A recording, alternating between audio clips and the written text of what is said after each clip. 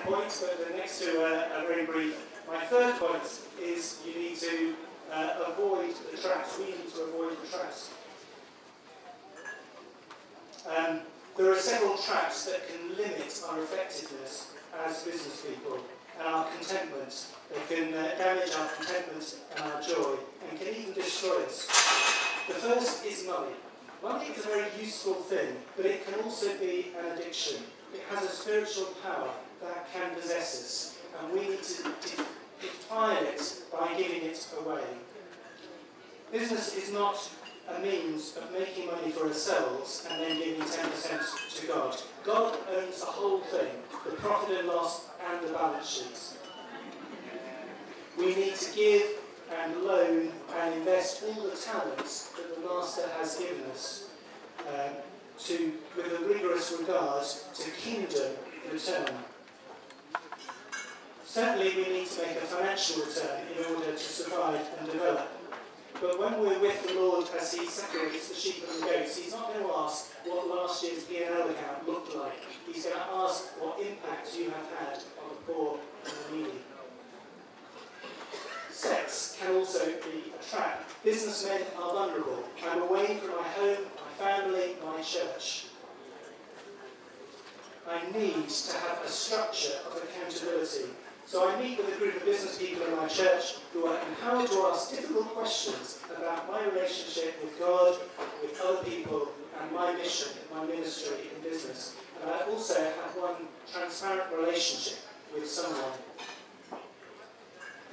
We have an approach in our church which is low control and high accountability, which suits me as an entrepreneur very well. So basically my minister says, you go and do what God is calling you to do, but you must remain accountable within the church. And then finally, power and status can be a trap. Do not seek the praise of men. I was unemployed once and I was offered this wonderful job, 40% pay rise, everything I could possibly want, great job title, all the status and everything else. But God said to me, what good is it if a man gains the whole world and yet forfeits his soul? And he asked me to turn it down, which was quite a tough decision at the time. But God has blessed that decision. And now I'm in a job which is my dream job, entrepreneurship and development and extending the kingdom of God. To avoid these traps, I need to be rooted in a church. But as an aside, I should add that the church needs entrepreneurs involved in leadership. The early church was a risk-taking church, and churches need entrepreneurial leaders willing to explore new ways of being church in an increasingly secular and hostile environment. So to church leaders here, I challenge you to identify and encourage and support and release your entrepreneurs, ensuring that there is a structure of accountability.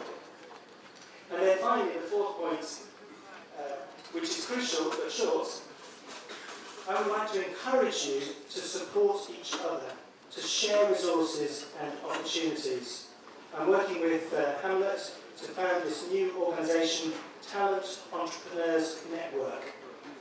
Like TBN in the UK, the aim will be to inspire and support business and professional people in Uganda in using their skills and resources to bring transformation. As it develops, TEN will work alongside the Talent Bank project and provide events and training and resources and ideas and networking opportunities and local groups to encourage business and professional people to get involved and feel supported. And in the response form in your packs, there's a line in the middle where you just have to write the word yes. You'll see that there. So, thank you. I want to leave you with a final challenge. First, the best advice that anyone gave me, which is to try one audacious new thing every year. It's a great rule of life. And secondly, to get involved in TEN and use your skills and resources to make a difference. And now I'm going to hand over to Jonathan. Well, I am what he's finished is setting up the slides. But thank you for your attention.